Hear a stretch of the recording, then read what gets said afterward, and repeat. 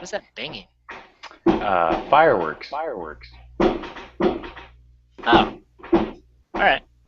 Well, I'll let my music overpower it.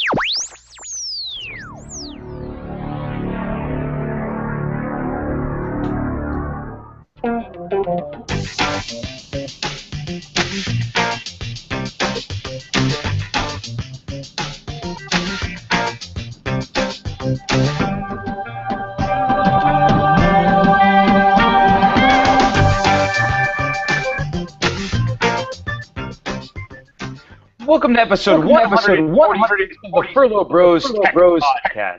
Today is July the 3rd, 2004. I'm Matthew D. Furlo, and this is my overtime scoring brother, James Furlo. Everything is awesome. Guess what? What? I might have finally seen that movie. Oh, baby. What'd you think of the Lego movie? I thought it was awesome. Yeah, right? Of course. Oh, no, it was fantastic. Well, apparently my wife is teaching an art camp next week, and she was describing it to a friend, and her friend was like, oh, that's hilarious. It's just like the movie. And Jesse was like, what? I don't understand. Apparently, she's teaching a class. It's called a Master Builders class, and it's a recycled art class where they're making vehicles out of recycled materials. And she's like, this entire theme is on building stuff. And yeah, apparently it's a whole Lego themed week, and she did not know it. And so she was like, we have to watch this. That's period. So we took care of that. I can't believe it's taken this long. Yeah, well, you know, I'm a loser. So Yeah, you are. I own the movie. I mean, I'm an enthusiastic fan. yeah, no, it's good. I also saw Transformers. See, I'm finally catching up on things. Nice. And I haven't seen it yet. It's all right. You're not missing much. No. And then That's good to know. Well, I kind of already knew that, but yeah, it's a different story. I mean, how do I want to say it? It has a different feel to it. Does that make sense? No. It has.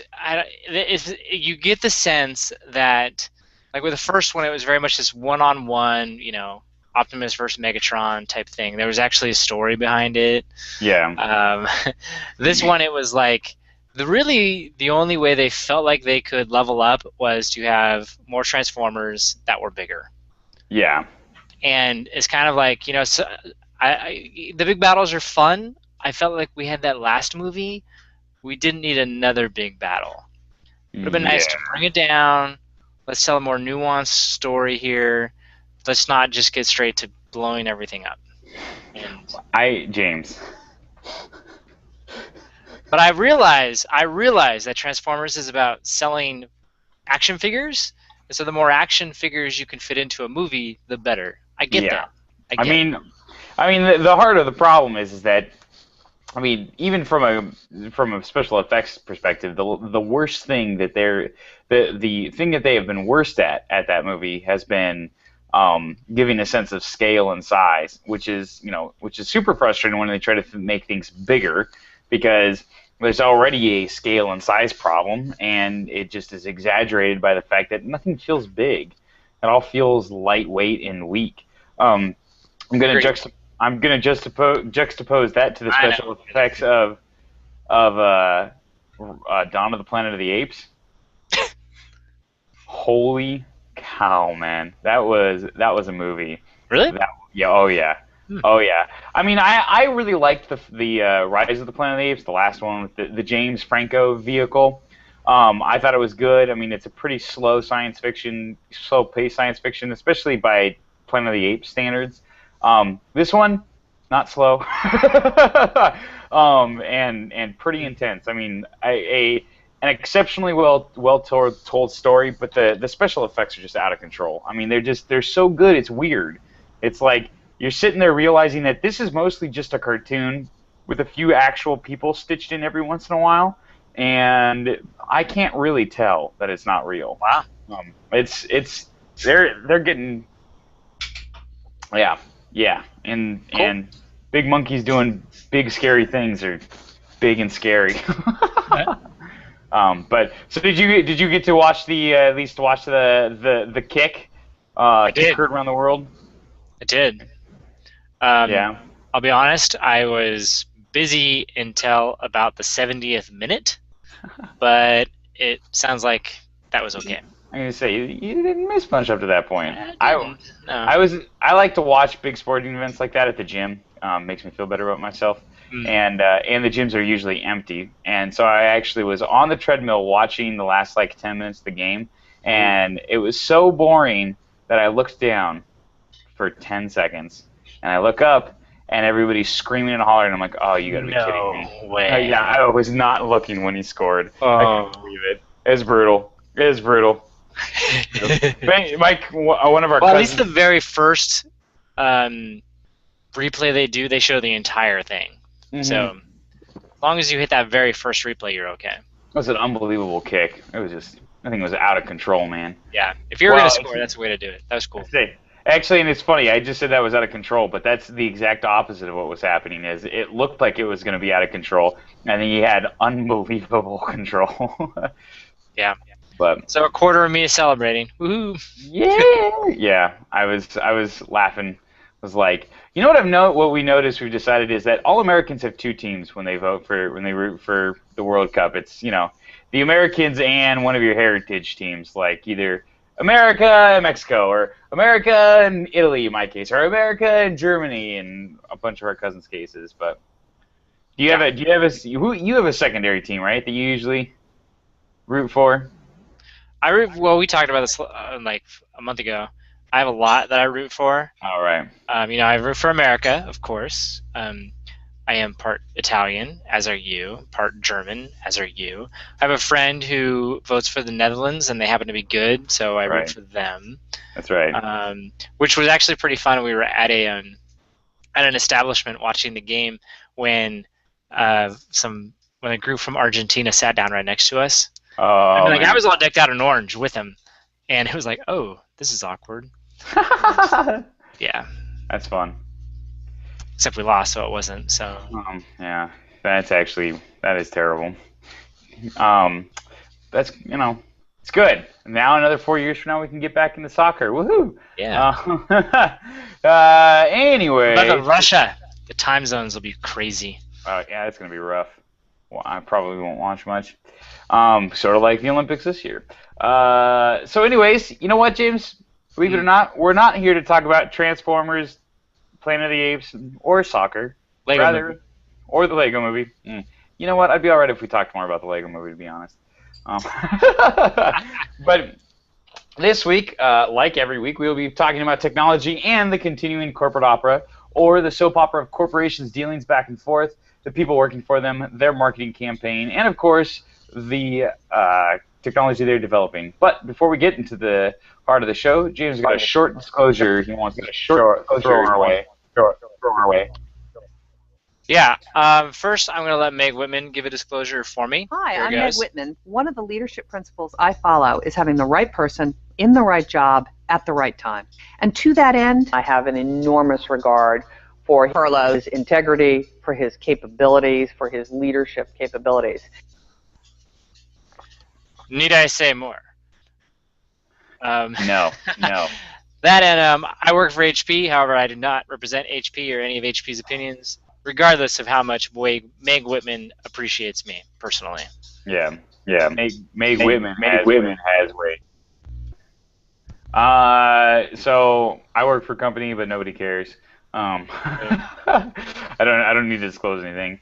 James and I are all up in the social media, so if you would like to follow us throughout the course of the week, because you know what, we do this once a week, and sometimes it's just not enough for people. You want more? We've got more.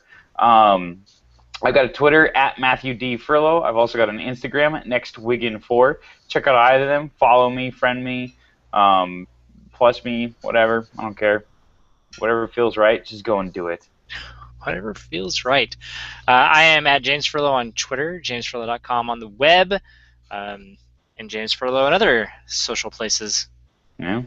Also, there's furlobros.com. That's our main show website. There we got all our clicks and articles and everything that we talk about throughout the week. Also, we've got videos and links to the podcast, all sorts of fun stuff. So go ahead, check it out, and yeah, tell us what you think. Cool. So let's talk about companies not quite dead yet, huh? Yeah, right. So, yeah, so BlackBerry's out introducing a new phone, and they're trying to think different about it. Obviously, I mean, we haven't talked about BlackBerry in a while, and it's because That's they've been there's kind of nothing to talk about. right. They've just sort of been doing their thing, but this week they decided to shake it up. BlackBerry has got a new phone coming out called the Passport. It is supposed to be kind of a mix between a tablet and a phone because it's big, but not too big. It's more of a phablet type thing, but this is the big thing that they're throwing in to really catch your attention. It has a square aspect ratio. Wow, that is innovative.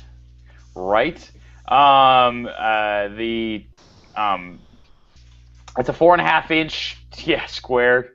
It's got a Is that hard button. including the keyboard? No, I do not believe so. I believe that is because it actually, as you mentioned, it has a physical keyboard. But no, it's 4.5 inches diagonally just for the screen. So there's that, which I actually believe gives it more. That? Yeah, it gives it more real estate for typing, and I don't know. Yeah, weren't they saying that, where is this?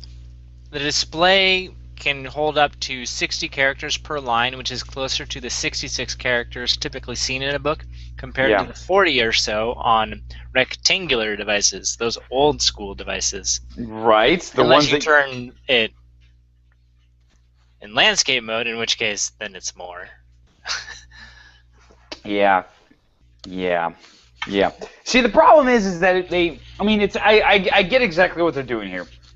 I mean, it's transparent. Yeah. Cool, let me hear that. They wanted to put a keyboard on it, and the problem is that with a physical keyboard, if you put it at the bottom of the phone, you get a classic BlackBerry where the screen is tiny, and it's actually this is more to the point. The classic BlackBerry had a square aspect ratio screen, or at least a 4:3. It wasn't widescreen, and then you get buttons all at the bottom. Or you could do what some of the BlackBerries did, which was you pop out the back, or the Androids rather, they pop out the back and you get the keyboard in landscape mode, and then you get a big old keyboard, but it'd be stuck in landscape mode. Well, because this has got a physical keyboard, they decided to just make that tiny little screen that classically has gone on the BlackBerry, make it gigantic. And that's as simple as it was. And I think that at this point they're sort of at the throw it at the wall and see what sticks stage in their development process. Nobody's buying our phones anyways. Hey, it worked for Samsung, right? Right. Well, yeah. Except Samsung developed see, the thing is that Samsung saw what Apple developed, and then threw out 1,000 different variations of that same phone, and at different price points. This is actually something new and different. Now, I gotta admit, if you are a big fan of the physical keyboard BlackBerries, if you're still stuck on that, but you hate having such a small screen on your BlackBerry, I think that this is not an entirely uncompelling device. Okay. I just can't believe there's a market for it. I just can't believe that there's anybody out there that's like, there's probably 20 people that are like, whoa, this is a great idea. I love this. I feel like I agree with you. And it's like, it reminds me of, in some ways I'm a laggard of input devices, and I will freely admit that. I remember when laptops first came out, and they had the little button, and you would just kind of nudge it, and it would move. the mouse around. Remember that? I And you do could do it remember that. really fast. It was awesome. I loved that thing. And then the touch pads, or how would you describe the touch? You know what I'm talking about. Yeah, they're touchpads. Touchpads, is that the right word? It just doesn't feel like that's right, but whatever. The touchpads came out, and you have to drag your finger, and I remember like that's the lamest thing ever. Why would you ever do that when the button's so much better? Which I actually think. Here, let me check my HP machine. Yeah, I've got one of those buttons on the keyboard. I had to check, and I had to check because I don't use it. I use my touchpad. Yeah. and so I think I was similar to that, and I think the same thing happened with the mouse, where people are like the mouse is amazing, you're never going to see that go, and those are slowly disappearing as well. Yeah. And Which is, it's funny. I mean, I remember back when you first got your Mac, you came to me and asked the question, "What should I get with my BlackBerry or with my with my Mac? Should I get a Magic Mouse or should I get a trackpad?" And I told you at the time, I said, get a trackpad, because everything that Apple's doing with their software is designed around the laptop, so it's all trackpad-based gesture stuff. And you're like, nah, I'm gonna go with the Magic Mouse. which, by the way, I do not regret my decision at all, because I'm an input laggard, as I mentioned earlier. Yeah. I still love it. I still like it. Just for the record, I do not regret my decision at all. And I'm glad to hear that. Yes, but all that to say, I'm pretty certain I'm in the minority there, and that's why I think you're right with the BlackBerry. Yeah, there's people out there that still want that physical keyboard, but I think similar to these other input devices we've been talking to, people are going, yeah, okay, I can deal with the digital one. It's fine. Yeah. My one place where I'm kind of Plus, like, who in the world besides the CEO of Microsoft writes really, really, really, really, really long emails anymore? yeah, right. That was the longest email of all time. Yeah, which we'll get to later. Just hang on. We are going to get to it? Okay, cool. Because we're completely skipping other important big company revelations like Apple's iPhone 6 Crystal Sapphire. We're not talking about that. That wasn't that was a terrible tease. We're going to tease the things we won't talk about. Okay, I actually teased it so that I could talk about it at some point, just really quickly. Anyway, so I haven't read anything about it. Oh yeah, dude. Partially because, just so everyone knows, I'm probably gonna get an iPhone, and so I find myself similar to like trailers with movies. I don't want to read too much, 'cause I still want to be surprised. I still want to be surprised on the day it actually happens. So I'm like, oh, I don't want to read that. I don't want to read that. Oh, I want to. Nope. And so I've been holding off. I know my my fortitude will crumble eventually, but for now I'm hanging in strong. I'm going to tell you two things. Number one, good luck. This was clearly this is real. I actually believe this thing to be real, and B, it was clearly from Apple. I mean, it was through back channels, but it was an Apple disclosure thing. I mean, this is full on. Apple is in full on controlled leak mode. They're starting to try to make sure everybody starts pumping the brakes and stops buying Samsung phones and stuff heading into September. They're full on trying to freeze up the market. It's pretty interesting.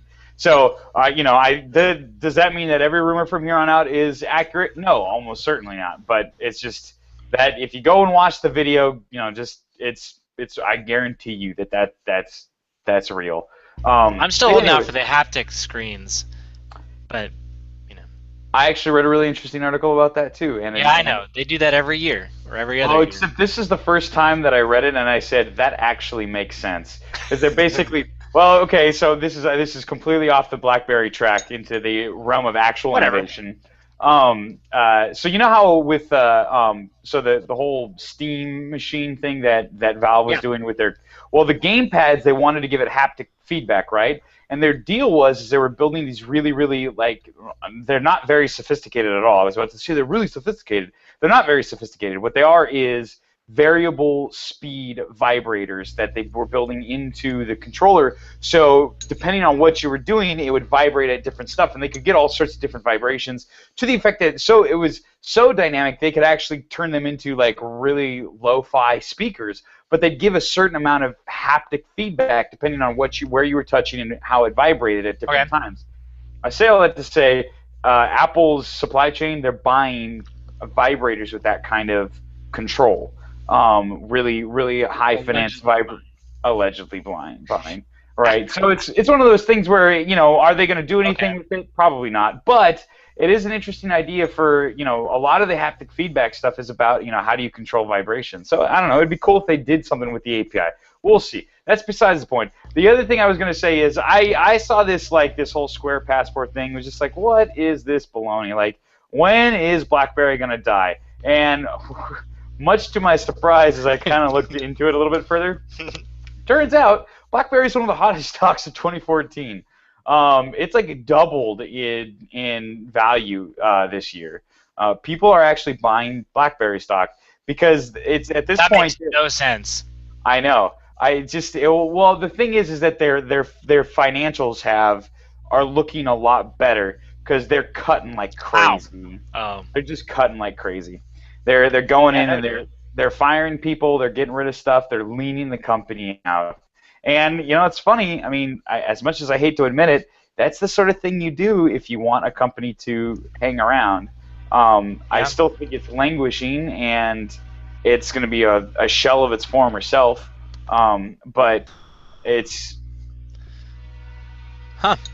I can't remember what we predicted for this year. I think we were both on the it's going to survive this year bandwagon. I think so. But which was more of a give up prediction, just kind of like, oh man, they just won't die.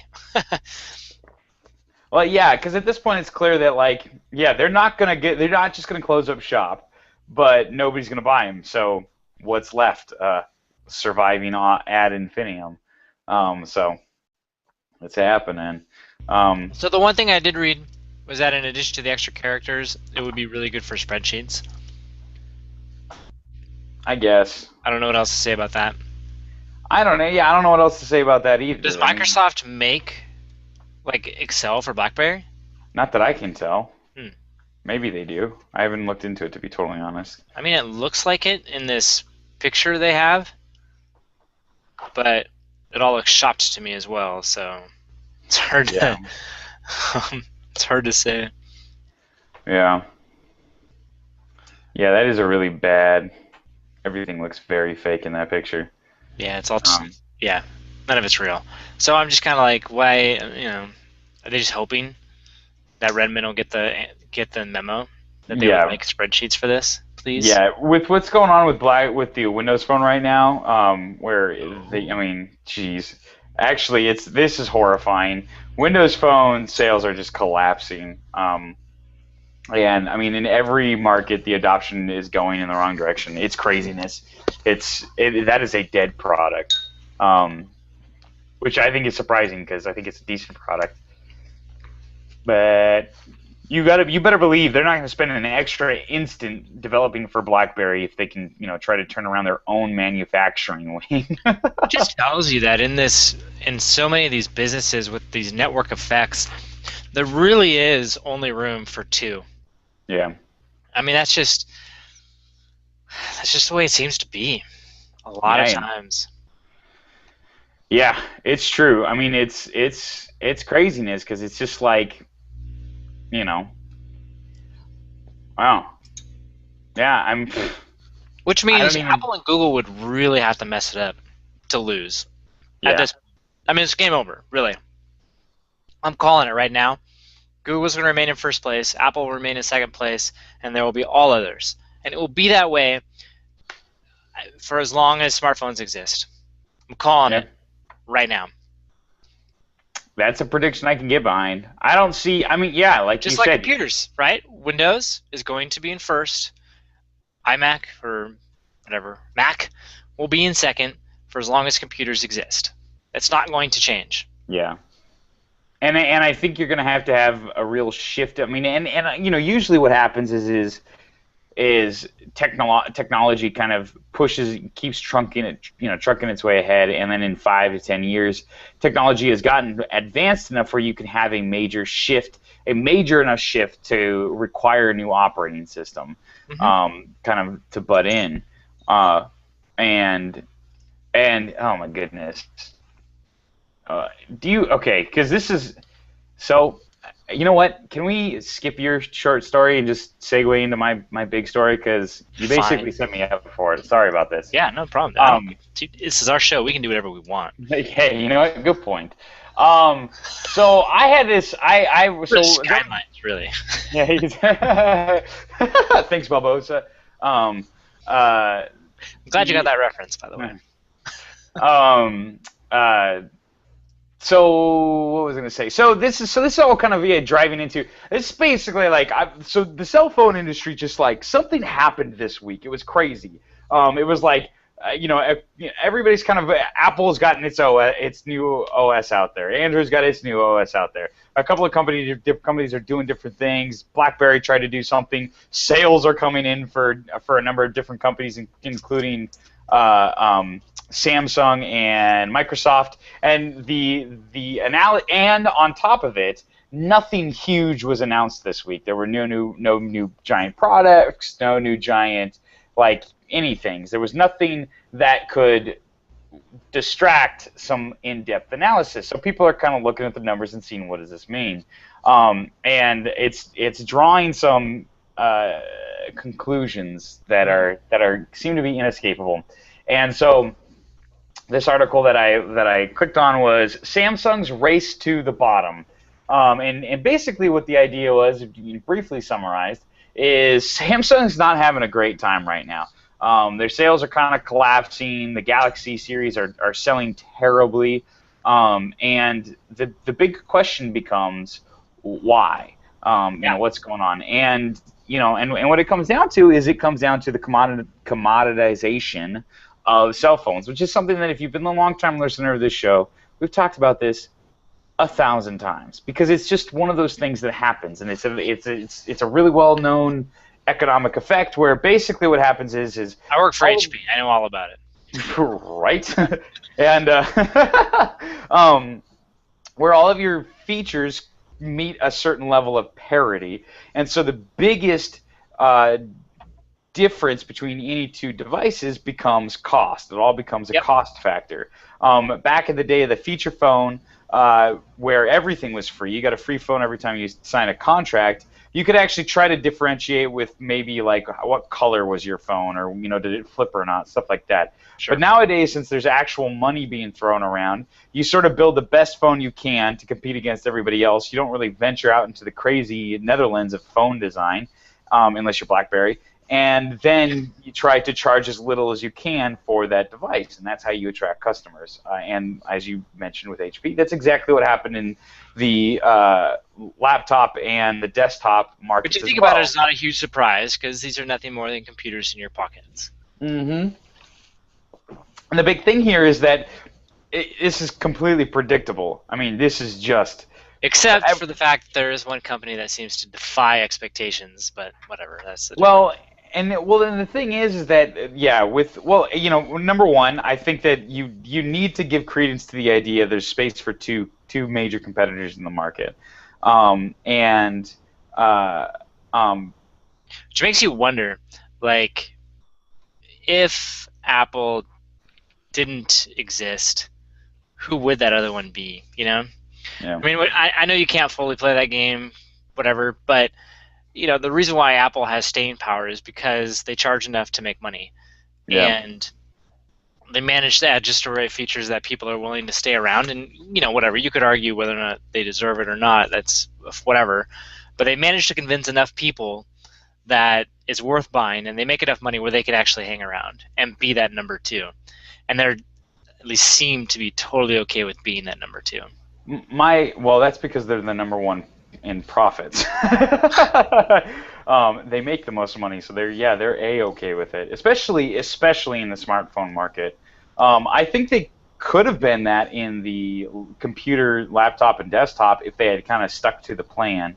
But they tried to go toe to toe with Microsoft, and and allowed allowed their operating system to get commoditized, and that back in the 90s, and that had side effects that allowed Microsoft to just become the unbelievable dominant in the market.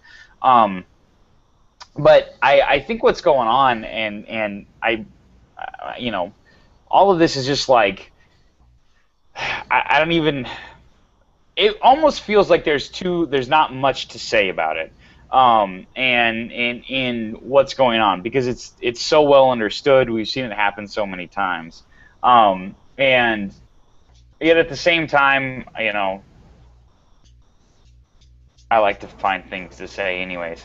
Um, so I think one of the things that I'm trying to wrap my head around is like, why is this happening? Why did Samsung let themselves get trapped into this? And I think what it has to do with, and this is a big debate that's going on right now in a different market, which is for these companies, which is like the Internet of Things, is this whole idea of people who set standards and then people who follow standards. The advantage of following a standard, there's a standard system out there, and you can plug right into it. So you build a device, let's say a fan, and you need to get power. And so there is a standard already out there, the outlet. And you're going to plug you plug your outlet into there, and now your fan works. There's a certain level of, okay, we fit into the standards that are already out there for power, our device works. And it allows you to quickly scale and grow, which is awesome. I mean, you don't have to worry about building an infrastructure for power. On the flip side, then there's the companies that actually set standards, like the power company, or in America, in that case, it becomes a little. It's even more. In the power case, it's been around for so long that there's a very there's a legally dictated standard. But in the world of operating systems and computer technology, the standard setters are the guys that are building the operating systems. They're the guys that are saying you can scale to us. And I wonder, for companies like Samsung, Hewlett Packard, Dell, a lot of times these companies make a lot of success by slightly differentiating themselves from a competitor to try to get rid of the commoditization. But the very fact that you're all chasing the same standard, you're all trying to fit the same standard, in this case Android, like, it drives you to this place of, the inevitability. Because what happens is, if Android is the standard that you're aiming at, even if you try to differentiate yourself, your competitors are going to be able to do the same thing. They're going to figure out how to match whatever you've done, get your swipe keyboard, get your cool feature set, get the things that are actually driving people to sell your phone, to buy your phone, and then they'll just undercut you on price. You're seeing that, you see that again and again and again and again in these markets. So I wonder, what does a company like Samsung have to do in order to avoid this fate? Because it's like, it's really fun for a couple of years, and then all of a sudden you become huge. You're selling a bunch of phones, but you're charging so little per phone, you're not actually making any money. And exactly what happened to HP when your last CEO tried to sell your computer division and got fired for it, and other things. But I think that was his biggest mistake. That was just such a, what are you doing? What are you talking about? You can't sell the computer division. But at the same time, it's like, yeah, you're making $1 billion a year, which is a lot of money, but how much are you spending in order to make that billion? And it's just, I don't know. What does a company like Samsung do?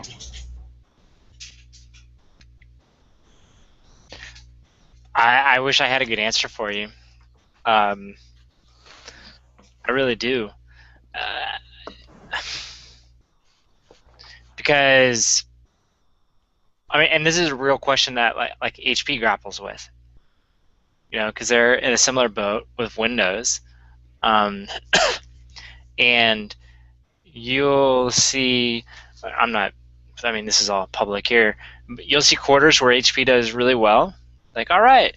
And it feels like HP's figured something out and they've got some slick hardware and like, all right, sales are going to start doing well. And then the next quarter or 2 quarters later, it's back in the dumper again. You're like, what the heck? And so that's just something that HP continues to struggle with from the PC side.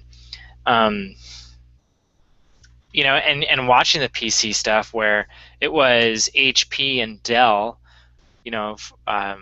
for a long time. Dell kind of fell off the planet of Earth, and now it's Lenovo and HP. And so HP's managed to stay in there, but neither one of them are actually making any money.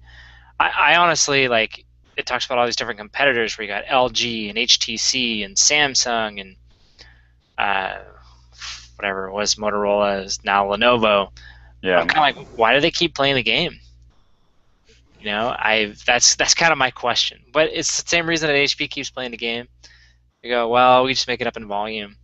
And at least for a while, it was they could add their own software on it, I guess. Yeah.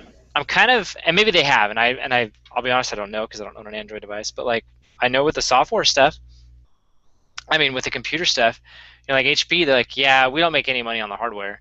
As a matter of fact, they lose a little bit of money on each PC, but then they add the applications to start, to go into it, and that's where they make their money. Yeah. And so it's a pure software play, and that's their quote added value. Right. We could debate on whether or not that's true or not, but Right. I don't know. Do they do that on Android as well? If you buy, yeah. Okay.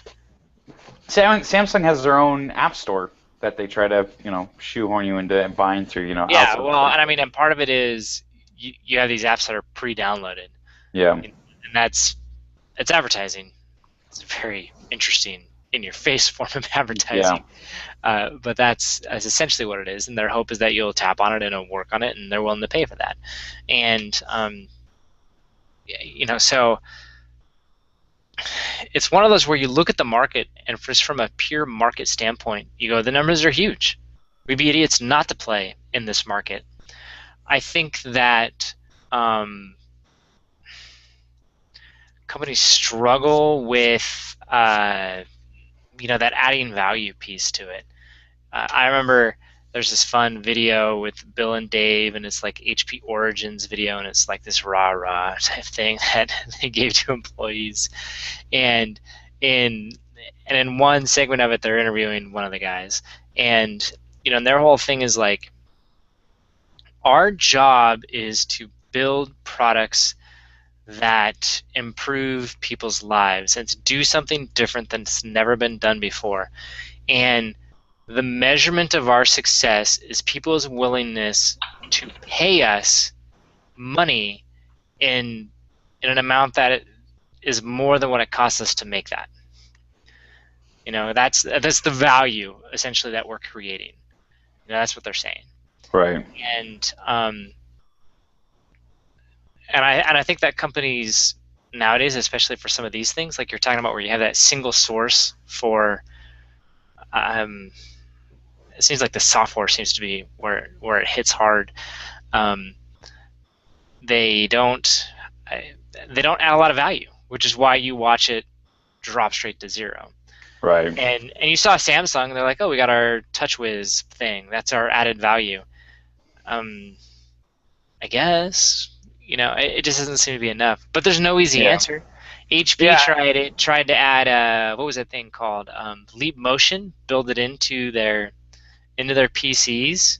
Yeah. It went nowhere. Well, it didn't help that the technology didn't work great. I mean, it's just not. Yeah, well, that's also very true. So they struggle with that, but they don't have the money to do the R&D to do it properly because they're not making any money. And so they cut corners and they do the minimum they can. Yeah, I mean, it's part of what's cool with what HP is doing right now with that new server stuff that they're working on, is that it's genuinely new. I mean, they're building new computer technology from the ground up. I mean, and from the ground up. When they're starting with this, they're not just starting with the silicon. They're starting with the fundamental circuit elements, and then and working, and then how do we build that into silicon, and all the way up to building new operating systems and stuff. I mean, that actually is. And at the end of the day, I mean, that's where the profits are, is when you can genuinely do something new and different. We can bash on printing we want all day long. It's not a commodity. Yeah. It just isn't. And so HP makes it is dying, but yeah, well, that's fine. The market can shrink. That's okay. But there's still profits to be made in that market, unlike the smartphone market, which is growing and the profits for everyone is shrinking. Yeah. And so it's kind of like, yeah, I'll take a dying market. Either way, you're making less money, right? Yeah. I guess True. The way the printing division's doing it is a lot more fun. It's true. And so, the trick though is to find that market and to do something that is genuinely different and interesting. And I get the sense, I don't know this, but I get the sense that HP's realized that with the tablet and phone market. And even though they've come out and said we're going to have stuff, and they'll probably have some more generations of things to come, just because it's in the product pipeline, and why not? You get the sense that HP is going, yeah, you know what, we don't need another one of those businesses. We've tried that business; it's no fun. We want another printing business. Those are more fun to run and manage, and it feels like they think they've got one in that server space, and so that's what they're going to go after. Yeah, and can you blame them? I mean, like, it's honestly like I couldn't imagine another company trying to get back into it. I think BlackBerry is just, they're trying to set a standard, but there's only room in the market for two standards, And as we talked about earlier, one interesting thing I saw this week also that's I think closely related is the idea of how quickly the adoption rate has been, what the adoption rate has been for smartphones, and it's just nuts. I mean, it's beyond anything else that's ever come along. And it's 7 years after the iPhone was launched, 70% of the U.S. population is using smartphones, which is funny that pretty much everything pre-iPhone, so read the Blackberry era, is not considered a smartphone. True. Which I think is fair. I mean, and I don't know anybody who really argues against that. The smartphones post-iPhone versus pre-iPhone are two different categories of device, and it's sort of like the desktop versus laptop debate, where it's like, yeah, they're both pre-PCs, but they're a different category. They're different things, and so so 70%, yeah. The CD player reached 55% in the 7 years. Boom boxes about 62%. If measuring the period between 9% penetration and 90% penetration, the smartphone in the U.S. Will have a lifespan of about 9 years starting in 2008. Before this period, the product was largely experimental. So it's so basically, with the point of me reading this and the point of me bringing this up is that, like, not only is it, I wonder if it seems to me, and maybe I'm wrong here, but it seems to me that we reached commodity level really quick. like these companies raced to the bottom at breakneck speeds. And I think it's sort of like which came first, the chicken or the egg? Which one is really driving it? Is the adoption of the smartphones driving the commoditization? Is it the fact that people were willing to buy them, or are people willing to buy them because they commoditize so quickly? And I think it's a little bit of both. I think people were willing to buy them if they became a commodity, and I think they became a commodity because people were willing to buy them. And we're I don't think people bought them because they were a commodity. I mean to say they're cheap. Yeah, I know what you're saying. Which I guess if you say that, it's the carriers who killed them all. Yeah. Because we got them all on an awesome discount, and it just, it jump started this entire thing. Because I mean, these were devices that they're genuinely cool. You don't need to sell anybody on a smartphone. Yeah. It's a device where you can hand it to a 3-year-old and they get it that it's cool. Right. And that it's awesome. And I, I, I don't know. You play with the thing for 30 seconds, and you go, "Oh, I want one." Done. Yeah. That's the sales process. Yeah. And um, I guess what I want to say, as long as they weren't $1,000, and maybe it would have still worked at $1,000. I think people would be like, yeah, I'll figure out a way to make this work because this is cool. And then what you do is you throw in a subsidy where they go, well, okay, well, it's not $600 now, it's $400. They hit that magic price point where computers weren't that cheap. Yeah. and I think that's part of what it would, and it would be actually really interesting to chart that out. What would have happened if you didn't discount everything by like $400 right out the gate, and you let it run? How fast or how long does it take to get that initial $400 drop? Because I feel like that would have been a few years, to be totally honest, and you would have gotten a faster or a longer lifespan out of it. But when you instantly cut that $400 out, that's where you got problems. Yeah, it's funny. I don't think we consider. I did not consider that enough as big of a factor. Yeah, I think that was huge, honestly, and I think that's one of the reasons why we're watching the tablet market not take off as crazy fast as it should. Can you imagine if rather, it is taking off as fast as it should. Yes, maybe that's the proper comparison. In all honesty, where you go, man, it's slower. It should have been slower. But this is kind of, I think it also has to do with the tipping point thing, right? Where it took off so fast, and where then it became the self-perpetuating thing, and it was unstoppable. Yeah. And the tablet market was just slow enough that it wasn't like, oh my gosh, I have to go get one, or what is this thing that everybody's talking about? Then it's not quite as viral marketing-esque, just because you don't take it with you everywhere. People don't see it on the bus or on the airplane or in public spaces just because you don't tend to have your tablets with you. Though, for the record, I'm starting to see them show up a whole lot more in church. I've noticed that in the last month or so. Yeah. There's a whole smattering of them around. So they're slowly starting to penetrate stuff, and maybe that's how it works, right? It is a slow process instead of what seemed to be really fast. I don't know. It's really interesting to look at those numbers.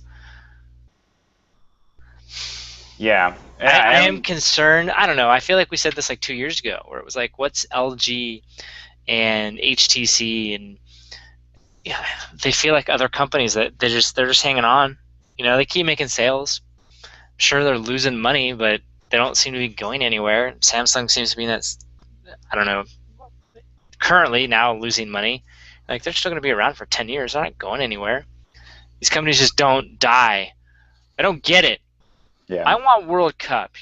Just like, you have a bad quarter, you're done. Exactly. That's way more exciting. Yeah. The thing is that they're these juggernauts. When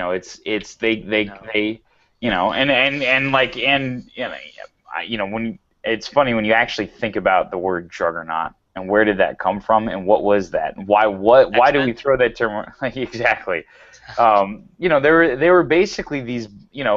People have been building boats for a long time, and one of the techniques that you would use with your boats, especially in early warfare, since you couldn't shoot at each other, is you get really close to each other, then you jump on each other's boats and you kill each other. Well, at some point it became advantageous where like you'd build these really strong front ends and you'd ram into each other and you'd sink the other boat and then allow you to board and stuff, right? And the whole point of the juggernaut was that you could hit it or it could hit you. You ain't gonna stop it, because it was just, they were so massive, they were so well built, and these things, company like Samsung is so huge. I mean, it's just astronomically huge. It is unbelievable how big a company like that is. How many people are working for it? How many people make their entire living off of it? They will pay for everything, all the food they eat, all the food their wife eats or their husband, all the food their kids eat for their like entire adult life, based on what Samsung does. And you know, and as a company, and when you got that many people, and that ultimately is the reason why HP, you know, hangs on to the PC business, is because somebody needs a PC and somebody needs a job. You know, which is, you know, okay, we're not experiencing exponential growth. Well, we may not be experiencing growth in general, but there's still people who have a job because somebody needs a PC. And if HP can make a little bit of profit along the way, cool, all the better. Um, and a little bit is what they do. You know, and that's what Samsung's doing, I guess. I mean, at that point, it's like, you know, it's not exciting, it's not fun, it's just another industry. But you know, part of what makes the tech industry fun, the reason why we do this show, is because it doesn't follow that sort of a rule. It's not like the car companies where they don't, you know, I don't know, you just kind of all compete against each other. You don't have these exponential explosions all of a sudden, you know? And, you know, but at the same time, that's what most of the tech industry is, you know? Why do we, and who do we talk about really and truly? Mostly we talk about the standard setters, you know, as opposed to the standards followers. The guys that are out there building the operating system, they're introducing the new features. They're the ones that everybody's trying to play fair with. You know, and it's funny, you know, one of the things that I think is going on with the Internet of Things, because there are all these consortiums that are cropping up and different companies are getting together and everybody's building these alliances of we're all going to work together. All of our things are going to, you know, talk to each other. You know, and the simple reality of it is, like, at this point, you know, the most successful ecosystem of smart devices, you know, home connected devices, are devices that talk to the iPhone. Because they make these polished apps, and iPhone owners tend to spend more money, and so they'll go out and buy, you know, $200 thermostats that they don't need because it talks to their iPhone. And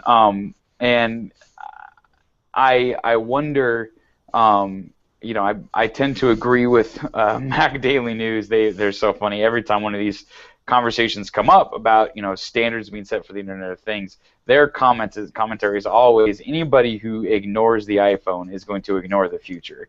It's just it's the people that are going to go out and buy devices are going to be the iPhone owners. They're just going to do it first. They tend to be early adopters, especially when it comes to expensive devices.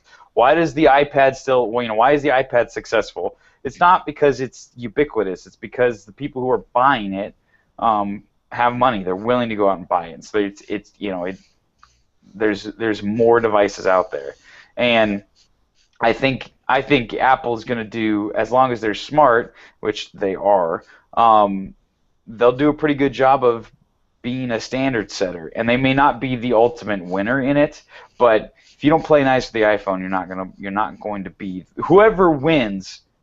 You know, it may not be the iPhone as, you know, Apple's HomeKit as like their whatever protocol they come up with. That may not be the only victorious protocol, but if your device doesn't play nice with that protocol, you're not going to sell your device. That's how it's going to be, you know, and you know, which is a pretty nice place to be, simply because the iPhone is so prevalent, especially in the biggest markets. But I wonder about Samsung, you know, because I wonder what they're going to do in the next couple of years. Are they just going to try to hold on to being the king of the hill, or, you know, I think their whole strategy with Tizen has been languishing, but it's at the same time, I think it's their only chance to really differentiate themselves, you know. And they tried to come up with their first device that ran it, and nobody bought it, so they switched over to Android Wear as quick as could be. I think they're going to do the same thing again. They're going to give up the smartwatch category, but I think, you know, Motorola, and especially now that they're owned by Lenovo, has a way better chance of doing some serious damage. Yeah, I agree. You know. Well, Lenovo's not going to mess around with any of the software stuff. They're just going to focus relentlessly on hardware and not worry about it. Yeah, and price. Good hardware, cheap price. That's it. They'll add some software, make a couple extra bucks, but that's all they're going to do. Yeah. It'll work. Yeah. Samsung will hate them. Trust me, HP hates them. Well, I think Samsung already hates them. True. True. Speaking of Android Wear, Yeah.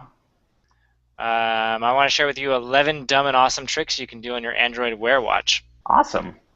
Yeah, already, by the way. Number one, you can control your music. That's awesome. I think that falls into the dumb category, but you called it awesome, so whatever. What the heck? I don't want to have to pull my phone out of my pocket in order to control my music. Well, in a sense of like, okay, I understand what you're saying.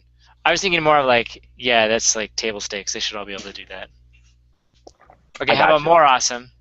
Order a pizza. That's delicious. That's not awesome. Google shared this on their on the stage at I/O. Apparently, there's an Eat24 app or something. You can't browse restaurants, but if you've already got your favorite set up, you can order food from your favorite restaurants. I'll be totally awesome. That's like one of the things. Totally awesome. Well, right? Because it's like I was coming home from Tahoe last weekend. I was on my way here. Yep. I didn't have much time because we were getting home pretty late, and I was like, you know what I'm in the mood for? I'm in the mood for some pizza. And so I pulled on my phone and I called Round Table Pizza on the way. If I could have just been like sitting, driving, and just like on my phone, and all of a sudden just like pick up the pizza, oh my goodness. Cutting out the horrible step of pulling my iPhone out, making the phone call, talking to a person. It was terrible. I found out this afternoon that there's a restaurant that's getting ready to close, or they want to sell it. Essentially, it's right next to a Starbucks, and I'm like, dude, that would be a perfect pizza place. It would be perfect. I actually considered it for like 5 minutes, just going, I wonder what they would take for it. The problem, though, is that their lease expires in a year, and I'm pretty sure that price will then get jacked up way high. Yeah. And I would not want to be left in that bag in a year. Then I got other stuff going on. Okay, another thing you can do is turn off the lights with the Philips Hue lights, which I know you want, but haven't gotten yet because your lights are a different size or something. They don't fit. It's the only reason. You know, you could change your light fixture. I could, but just putting that out there. It's a $200 light bulb kit. If I'm gonna get that far into it, I don't know. All right. Fair enough. How about this one? You can board a plane. Really? Delta Airlines is setting up Wear functionality with their Delta Airlines app. So your boarding pass info will be on your wrist in the form of a QR code. Cool. Yeah, and then they're like explaining to the gate attendant that no, but really this is my boarding pass. It's up to you though. Yeah. Well. Which is true. Let's see here. You can call a car home. In other words, order Lyft, Wear functionality will be in there. You can hit on strangers. Tinder's got an app. Yay. You can swipe away, and rest assured, no one will know how geeky you are until you actually meet up. So where did you guys meet? Oh, a dating app on my smartwatch. Yeah. Nice. You can have a sing-along. It's the MusiX Match music player. Plays music from your library while throwing the lyrics on your phone screen. That actually would be pretty cool. I'll be honest. Watches. If there's got to be an app. There is an app. It's called Shazam. But like a Shazam app where you could just be like sitting in your car, driving along. You go, what's the song? And you flip over, hit Shazam. It picks up the song and then immediately throws the lyrics up on your screen so you can sing along in the car. Like, I was gonna try to sing. Everything is awesome. Yeah, there we go. I got you. That was a better choice. There's the new app called Bunting, where tweeting is as easy as just shouting at your wrist. Yay. Finally, you can annoy the people around you as much as you do your followers. Yeah. See here, Duolingo is going to have Android Wear functionality. That is a language app that teaches you another language using flashcards and quizzes right from your wrist. So that's cool. You should check that out. Actually, have you checked out Duolingo? I was actually one of their earlier users before it had any features. Oh. So I sort of got bored with it because it didn't have any features.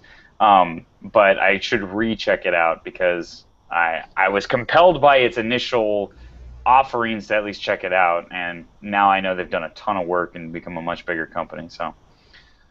Hmm. They say that someday Android Wear might be able to notify you when there are points of interest nearby.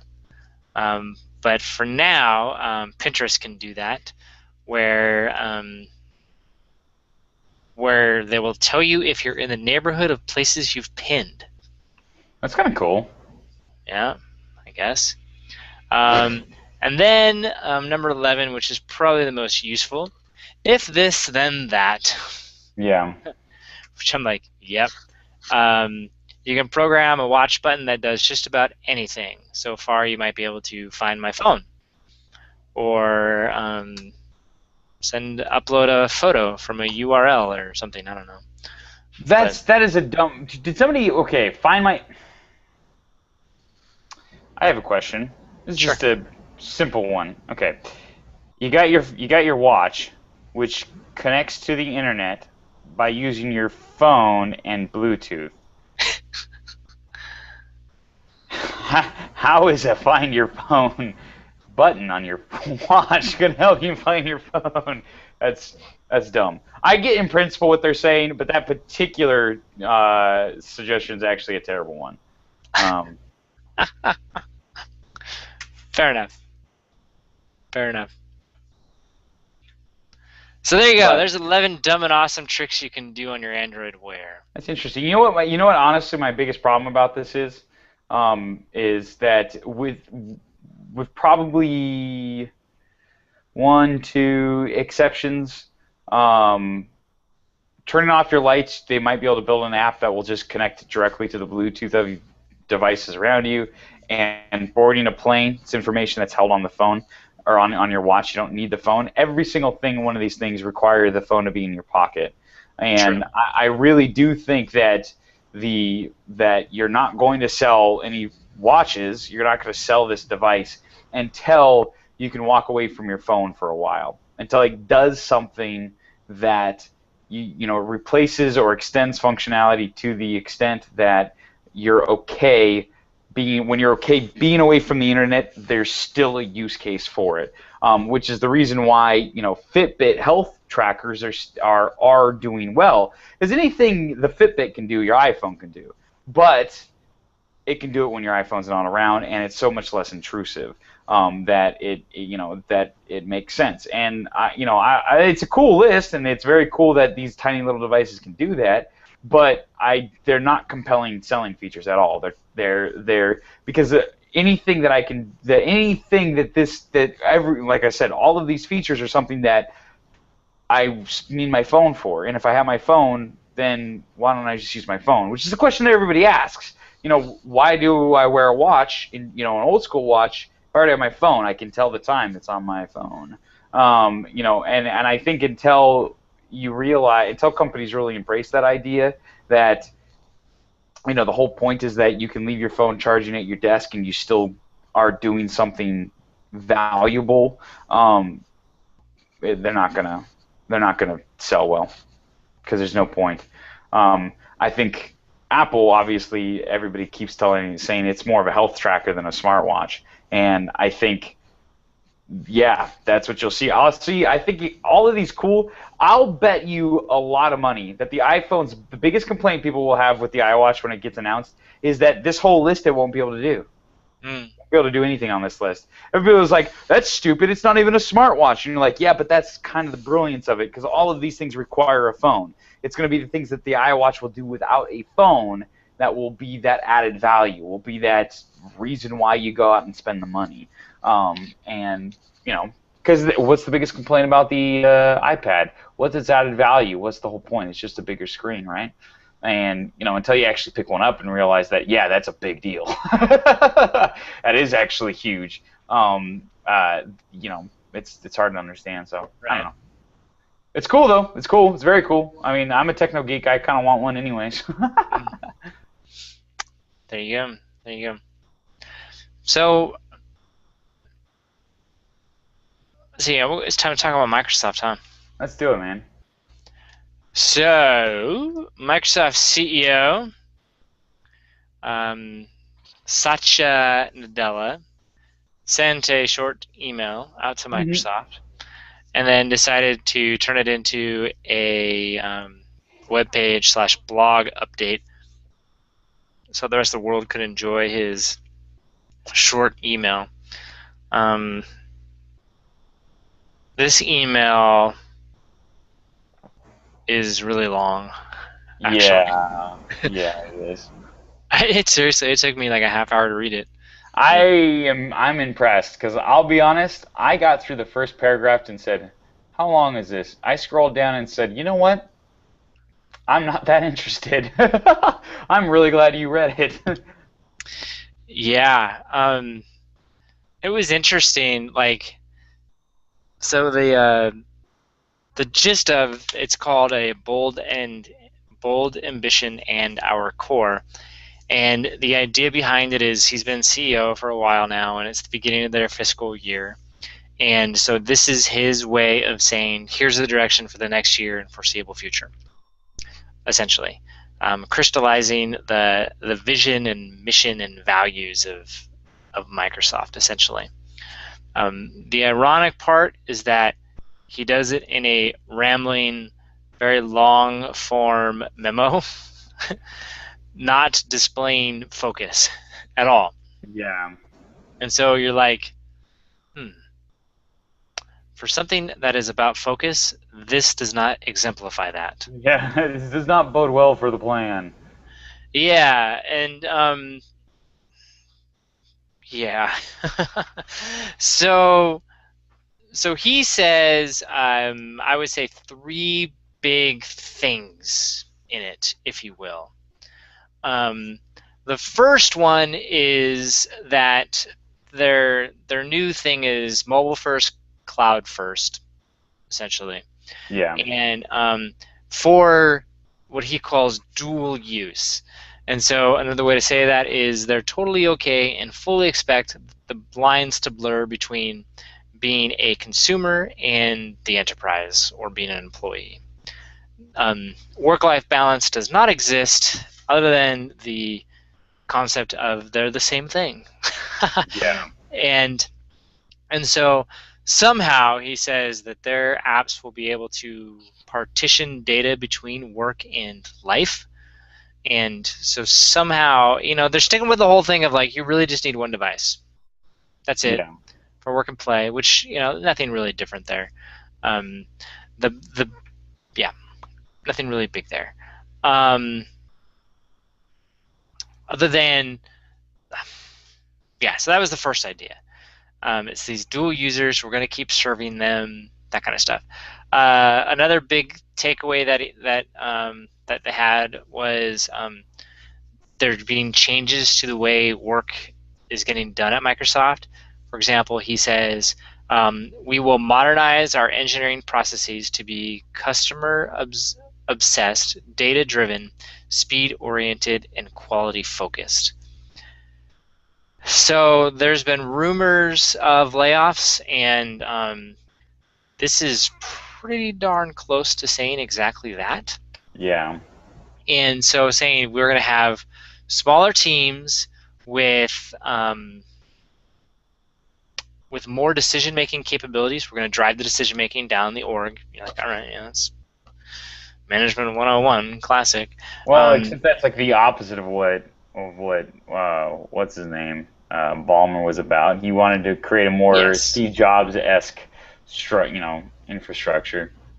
Yeah, so true. And so he's going with a flatter organization, leaner businesses, try to move faster. Because Microsoft's been considered this kind of this big, slowly rolling along company.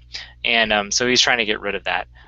So still a lot of talk. Obviously, he's still pretty new, but that's kind of where they're headed. So things are going to get measured a lot, is what it sounds like.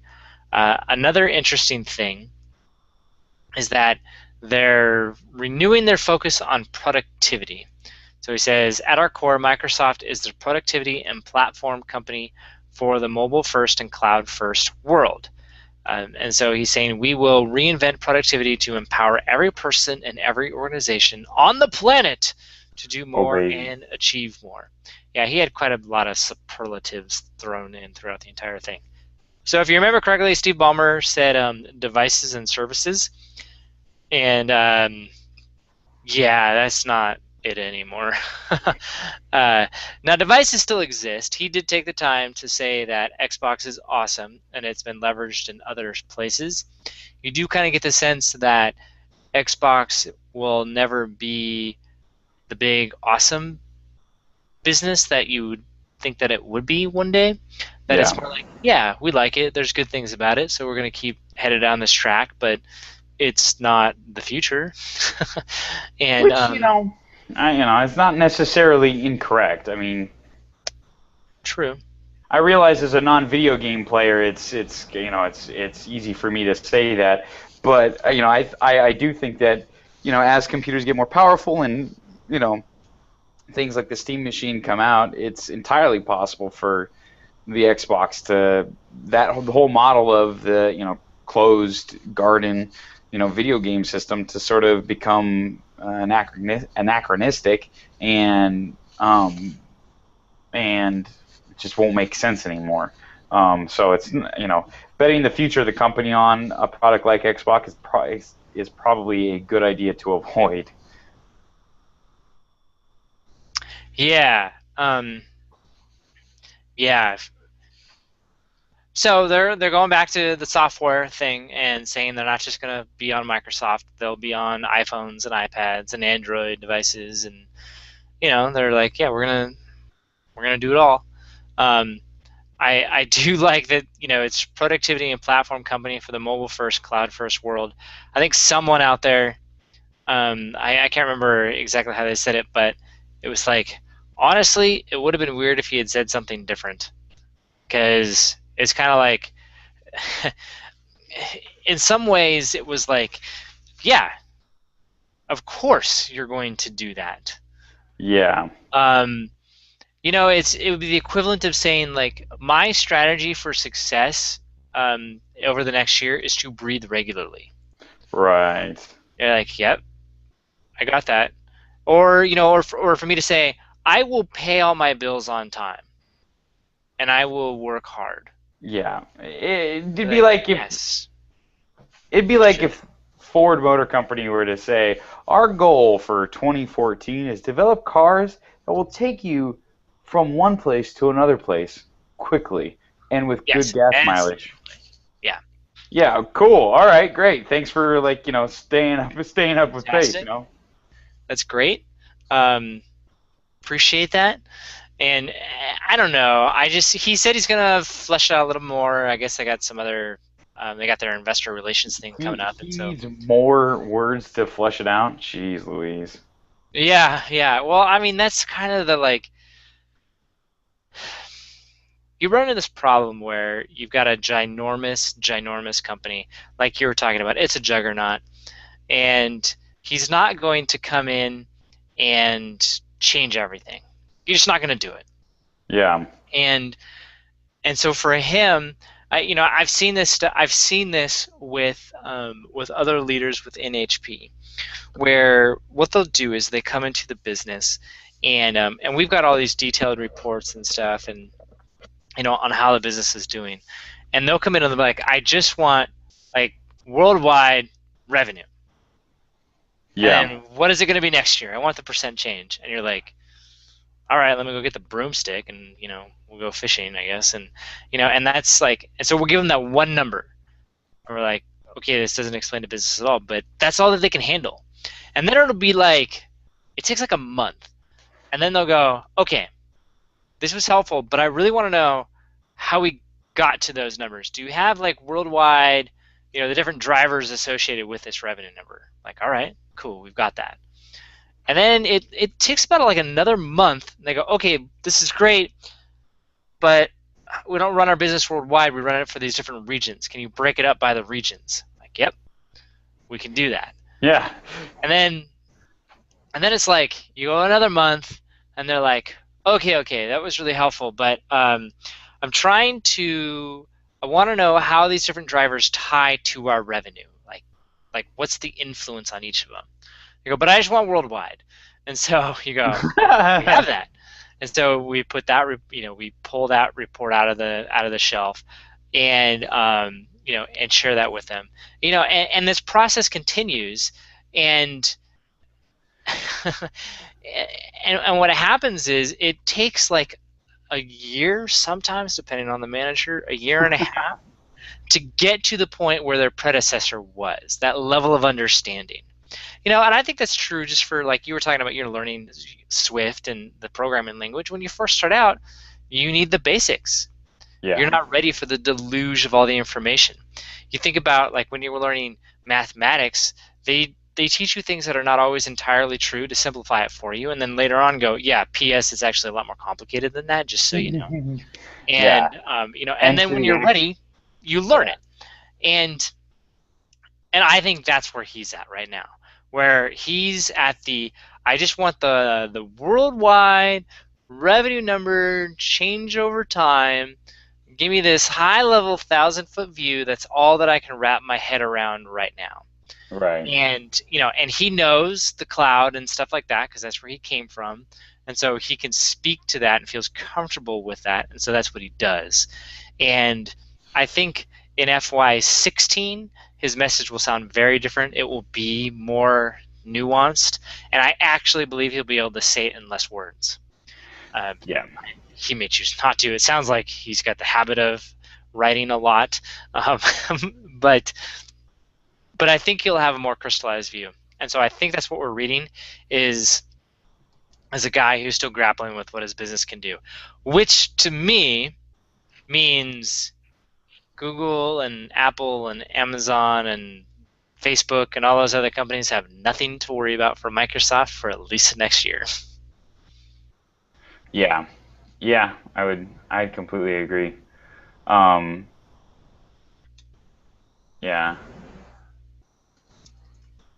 Yeah. That's my take.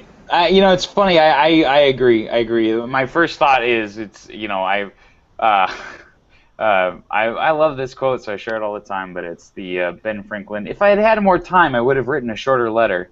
Is that a Ben Franklin quote? Actually, where I'm looking at it, it's is it Pascal, John Locke, Ben Franklin, Henry David Thoreau, Cicero, Woodrow Wilson? I've always heard it attributed to Ben Franklin, but it's that's open to debate. But the essence of the quote, I think, is Yes. quite charming and accurate. And I hope you're right, or at least even if it's long, long is not necessarily a bad thing as long as it's pointed and if it's nuanced but well organized, that's different than long because it's disorganized, which is usually why things become long. It's because they're rambling. And I agree, man. I think it's one of those things where he's a leader, he's got to say something, he kind of wants to get everybody on the same page. And I think the big thing here is that they're trying to get everybody emotionally prepared for layoffs, without saying it, because you don't want to tell everybody that there's layoffs coming, because then people go, well, then I'm not going to try until I can keep my job. But at the same time, like, you want the company to know something's happening. Which I really like the way that Meg Whitman handled it when she was talking about it, because ultimately the message was, yeah, layoffs are coming, but she sat there and said, okay, here's the direction, here's where we're headed, and she goes, and in some cases we don't fully know, but we think it's in this arena. She goes, so my job is to allocate resources, and we're going to focus on this, which means we're not going to focus on these other areas. So she's like, so we're going to take money from here and put it over here.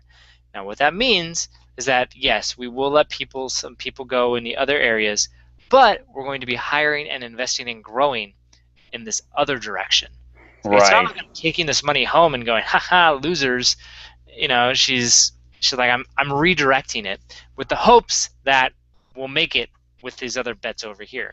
Right. Followed up with, and just so you know, I'm not the one in the labs inventing something. That's you guys. we're kind of Right. in this together. Yeah, and I think the brilliance of that is that it makes you feel like, oh, even if I'm going to get laid off, well, or even if my job is going to go away, that doesn't mean I'm going to get laid off. It means True. that I've got another opportunity for growth somewhere. I can still stay with this company. I can keep my income.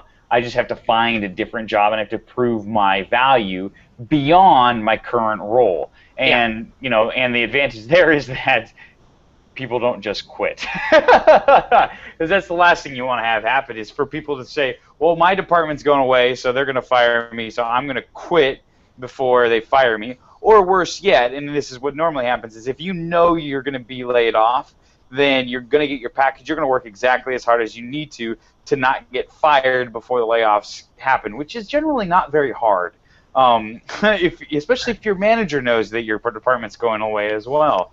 And you don't want to just create a full stop on work being done. What you want is to have the whole institution be moving in the direction of these new areas. And I guess the reality of it is that Nadal did do that. He did explain what he was going to focus on and what he wanted the company to focus on.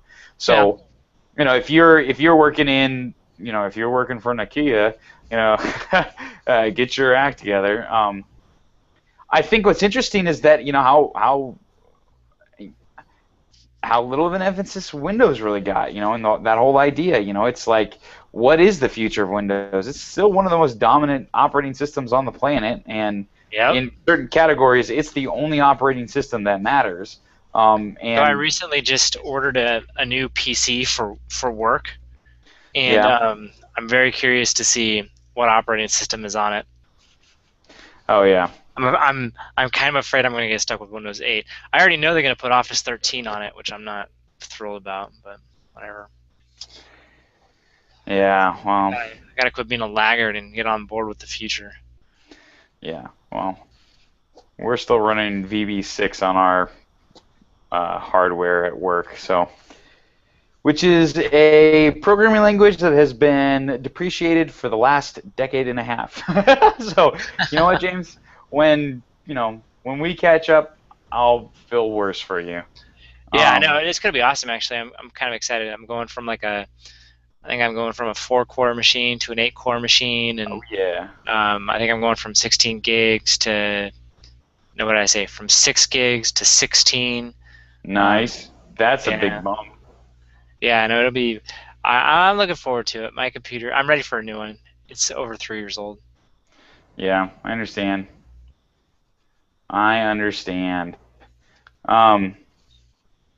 Yeah, but it'll probably run Windows 8, and I'll have Office 13, and I'll just like, ugh. It's terrible until you get used to it, and then. But yeah, I don't know. That's interesting. I mean, man, there's so many big things going on, and obviously the Azure suite, their server side stuff is lame. doing pretty. That's unfair, James. It's doing pretty well, especially in the places that it is, that is supporting it. But that is a hot space. I mean, like everybody's competing like mad, from hardware to just server storage and backup stuff. I mean, Amazon and Google are just, they're beating the snot out of each other. Well, it's not so much Google. I mean, Amazon's undisputed king right now. And what's cool about that space is there actually is room for like 4 players. Yeah. It doesn't have to consolidate to 2. You know what? And that's a good point. Is that what's cool about that space is there's a lot of space. Because companies are willing to spend money, and that's nice. I was, I'll do this live. Why not? I was talking about business ideas with my wife yesterday, because it's like a secular. Which one? Secular. Is that the word I want? Yeah. It's a secular thing. Oh, that sounds like so It wrong. sounds bad. It sounds wrong. Cyclical. Yes, that's the word. That's the word. Singular. Oh, Singular. I gotta no? use that one. That's. You know what? It's funny because as soon as you said it, I was like, It doesn't sound right, but that's the closest one. I'm not gonna get the real one. um, I'm so bad with language. Anyways, um, Thanks, Dad. I know. That's exact. I literally was thinking that thought in my head when you said it. Anyways, my point being, it's like every 6 months I'm like, I need to start up a business. I need to do it. You know me. That's Yeah. the way I work. And when it's like I have one, I know I have one, but I want another one. And Yeah. and it must mean I'm getting comfortable in my current job because I'm ready to think about expanding. And so, but anyways, this question that we had popping up in our head was like, all right, who I want to sell to business owners. Because they're willing to spend money. Now, they're not willing to necessarily spend thousands and thousands of dollars unless they are huge enterprises. But for the small business owners, they'll spend $25 a month. They'll do it for something that's genuinely valuable. Whereas some other business ideas I've had, I feel like they're genuinely good. Just the people who I would be targeting are not willing to ever pay any money for it.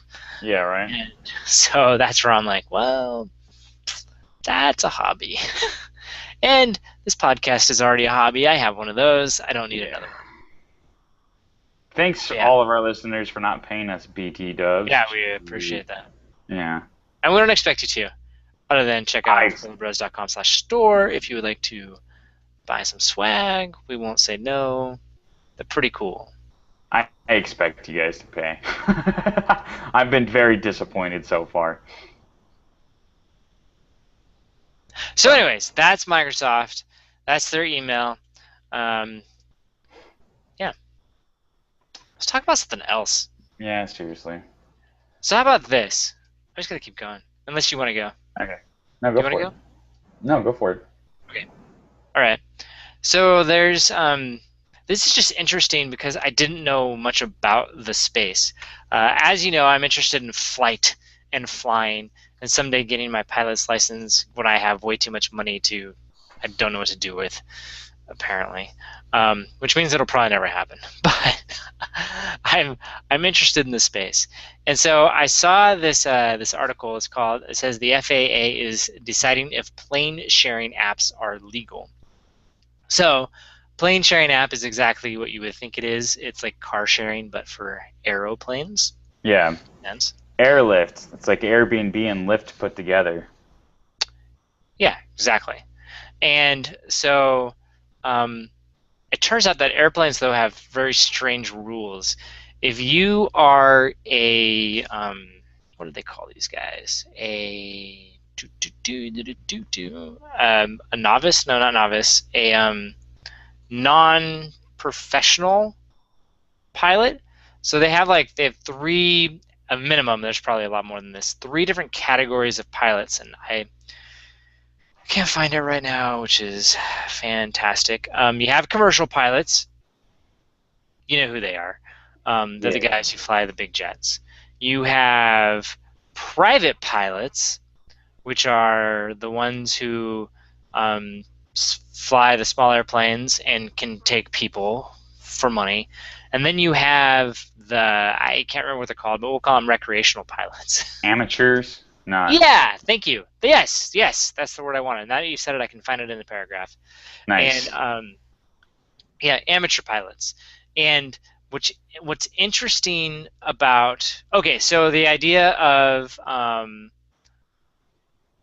plane sharing apps like AirPooler is this idea of, let's say you own an airplane, you're an amateur or pilot, and you want to go fly. It costs you a certain amount of money to go flying, and if you're going somewhere that other people want to go onto and you've got an extra seat, boom, ride along, pay some of my fee, we both get there cheaper, right? Right. Yeah, totally awesome. And companies like AirPooler have come together to create listings, essentially. It's like carpool for your airplane. Got it. Yes, there you go. Perfect. What's interesting about this, though, is that there are certain rules for amateur pilots. Number one, they are not allowed to make money on their flight. I didn't know Bummer. this. So if it costs them $500, here's the interesting part. If it costs them $500, or let me say, they are required to pay for, quote, their share of the flight. Okay, so if a flight costs, we'll go with $500 or $600, and they find one other person to do it with, that pilot must pay $300 Okay. for whatever the flight was. If there's 3 people, that pilot has to pay $200. Okay, so but the point is, and he can only charge a maximum of up to whatever the total cost of that flight was, which includes gas, maintenance somehow magically calculated, and storage of the airplane. So you can include all that, but they can't make money. The other interesting thing about this is that the pilot needs to take the flight regardless of whether or not they sell the seat. Okay. Yeah, so you can list something, and if no one takes you up on it, you still got to do it. The idea was, again, you're not doing it for hire, you were going anyways, and you're just trying to see if someone wants to go with you. And what they're saying is that amateur pilots are like, they've been doing this whole thing word of mouth for years. Right. And now what's fascinating is you get something like AirPooler, which in theory gives you a much wider net, but in bad theory, now the FAA is paying attention. And so it's just another example of technology colliding with the bigger laws and rules. And, for obvious reasons, the FAA is very concerned about the safety of others, and they don't want random strangers just hopping into completely untrained pilot's airplane and dying. That would be bad. That is the long and short of what they're trying to avoid: death. Yeah, but pretty interesting. So, but AirPooler thinks that they can get away with it, and get the FAA to legally recognize that it's okay, and they're going to somehow police these pilots. But I just thought it was just interesting from the sense of, plane sharing, awesome idea. I could see that as a fun way to fly home. If someone was taking a trip to California, that would be kind of cool. I would like that. But for I think by contrast of my I don't know anything about it. I am willing to accept the idea where with like Lyft and Uber, where clearly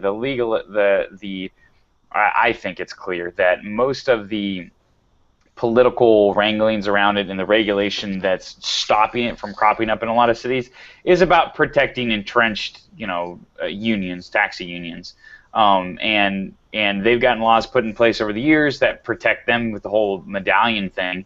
And so, okay, we found a way around the medallions by pre-charging for a planned route, and now we're going to let it do it. And all the arguments of safety and whatever are just, it's like.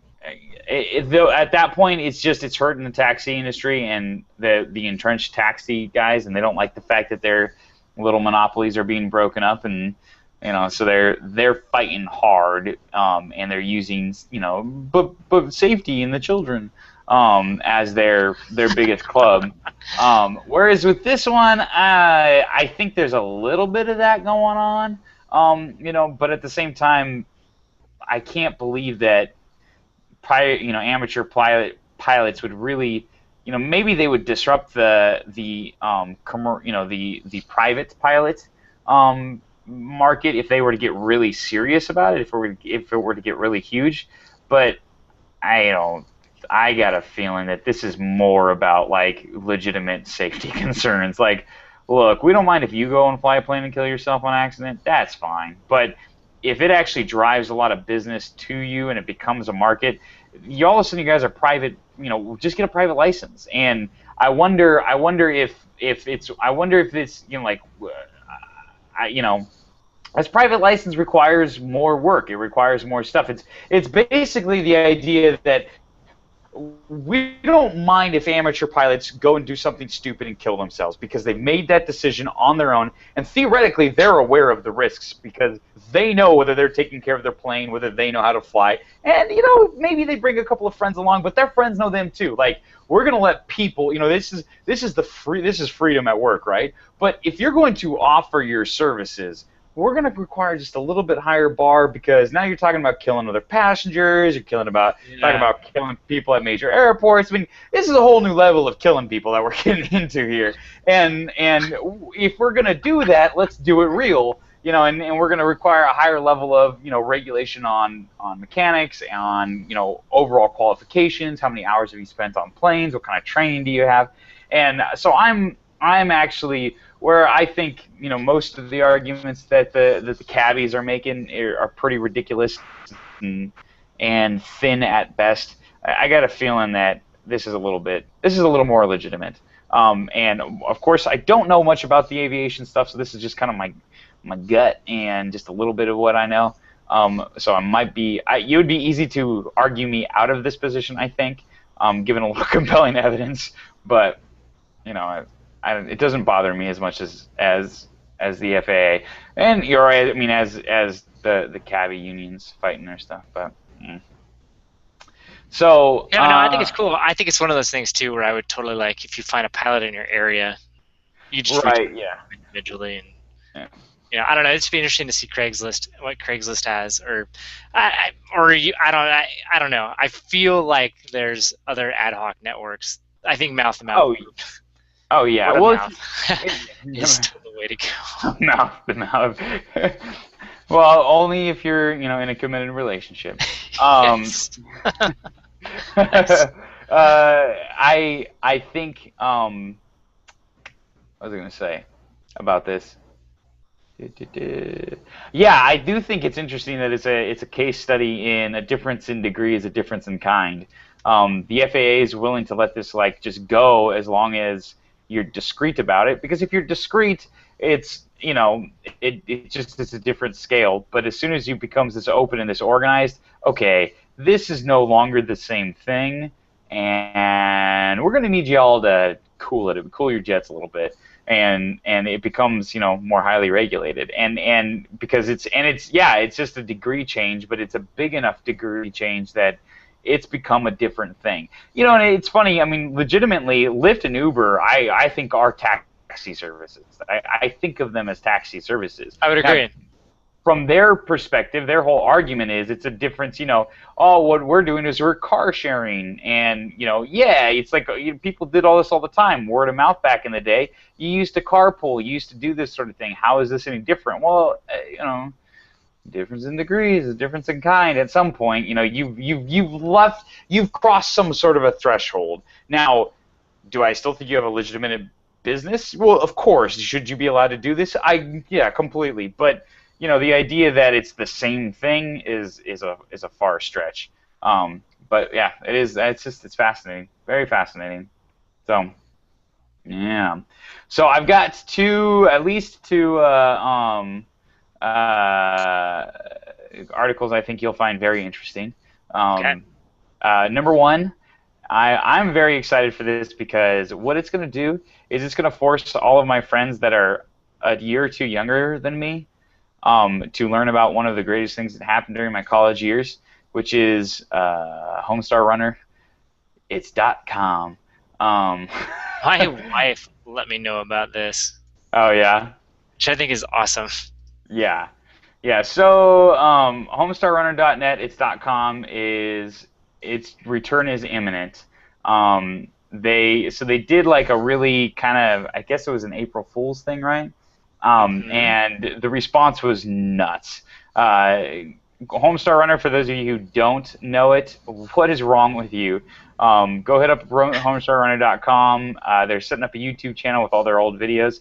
But basically it was like they built these flash videos back in the day before YouTube was around. So it was one of your first major YouTube. It was one of your first major internet shows before there was any distribution. So they had to build all their own. They had to do it all on their own, and they had to build all their own technology and stuff, and it was just funny. And the best part was Strong Bad, one of the characters, answering emails, and there are still a number of jokes in my repertoire that are Strong Bad on Twitter. That would be hilarious. oh my gosh, I would follow that like crazy. It's funny. I don't call people homies when I say what up, homie. I always say what's up, Homestar, and peace out, Homestar, and stuff like that, because it's baked in deep. What I'm really surprised by is how old some of my friends are who have no idea what it is. I mean, it's like I'm 27.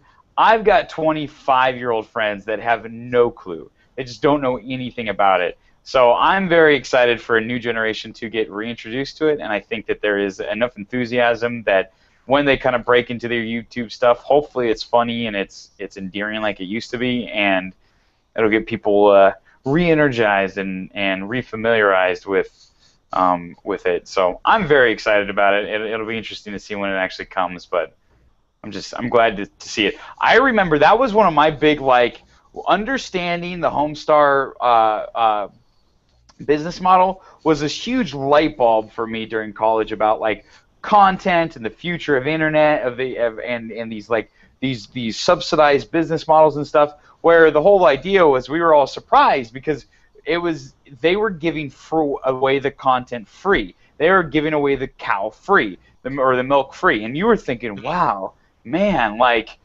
this is awesome. I don't have to pay for this. I don't have to get TV. I don't have to. This is really funny, interesting content, and it's all free. This is great. This is the best thing that's ever happened. Thank goodness for the internet. And at the same time, piracy was really was really huge. Music piracy, movie piracy. There weren't things like Netflix and iTunes and Pandora and your different venues for getting content affordably, or at least or free.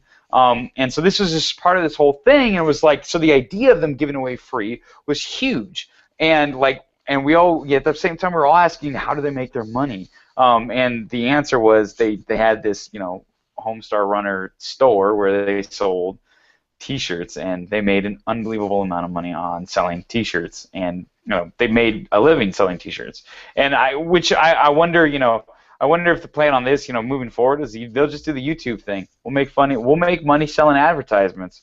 Totally. And I'll have the store, and it'll still be good. Yeah, probably. And I do look forward to Strong Bad harassing us to buy different stuff and click on this, click on that. That'll be enjoyable. Dude, I would totally read all the tweets in his voice, too, which is just yeah. I'm laughing just imagining it. Oh yeah. It's just them harassing anybody who writes any poor grammar in your tweets. Oh my goodness. Oh, it's gonna be awesome. It's gonna be awesome. I'm very excited about it. So that's story number one. Story number two that I think you're gonna dig. Japan is growing lettuce in factories. They took over a Sony factory, and around the time of the tsunami that kind of knocked out their power and stuff and disrupted their country quite a bit. And Sony was shutting down a factory. It was open, this big old football field-sized factory. So this company goes in and they decide to try something new. Basically, we know a tremendous amount about the life cycle, especially of our crop plants like lettuce, and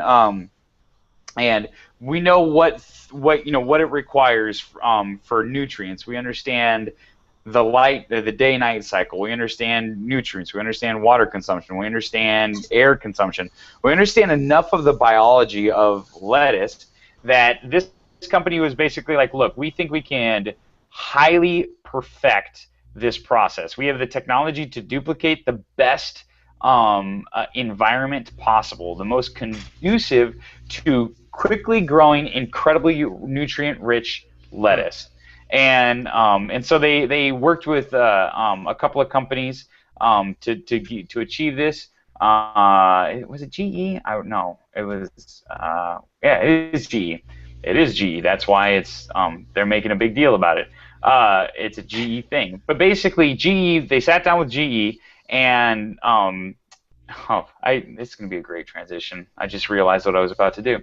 And the big thing here is water's easy, especially in this sort of an environment. Hydroponics has been around for a long time, and so the whole idea of environments that are humidity controlled and water controlled and everything is the correct amount of water is introduced at the right time. You don't have to deal with evaporation and overwatering and stuff. It's huge. They're saying that they can reduce the amount of water by to 1% of the requirement for filling for plants out in a field.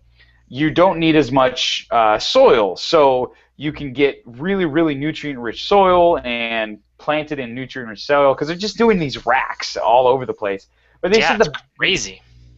Yeah, but they said the biggest thing and one of the hardest things to replicate in general is the sun. And photosynthesis isn't just essential, but it's essential. I mean, it's huge, and being able to and photosynthesis is a very picky biological process. It requires particular amounts of light at particular times, and it's not just as simple as like turning on the lights during the day and turning the lights off at night. No, it needs certain wavelengths and certain amounts, and it needs that at night too, at just a different profile and obviously a much darker profile.